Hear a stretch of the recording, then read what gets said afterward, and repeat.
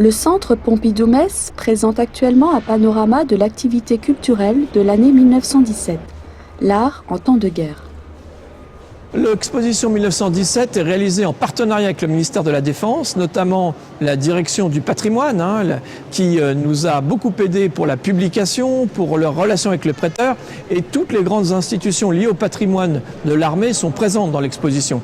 Une des plus connues, bien sûr, le musée de l'armée, mais on peut penser au service historique des archives, on peut penser au musée du service de santé des armées.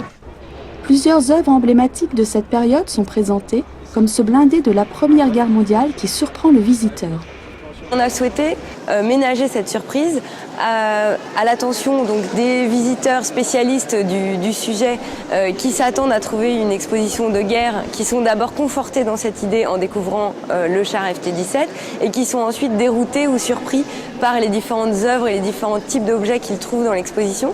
Et à l'inverse, pour les visiteurs habitués du Centre Pompidou-Metz qui s'attendent à découvrir une exposition d'art, ils sont d'abord surpris dans un premier temps par ce blindé qui est braqué vers eux et qui les accueille de cette manière. Intronisés artistes anonymes, ces soldats de 14-18 ont ainsi créé un art des tranchées. Ce qu'on peut dire, c'est que dans ces objets, il y a beaucoup de choses, et notamment la preuve vivante par des soldats qui ont souhaité laisser un souvenir, une trace de vie, et également une preuve de cet ennui, de cette angoisse qui était omniprésente entre deux assauts ou pendant cette vie dans les tranchées. Aux côtés de chefs-d'œuvre renommés, le spectateur découvre une chronique décalée de la Grande Guerre. Une manifestation dans laquelle l'armée de terre s'est impliquée en particulier.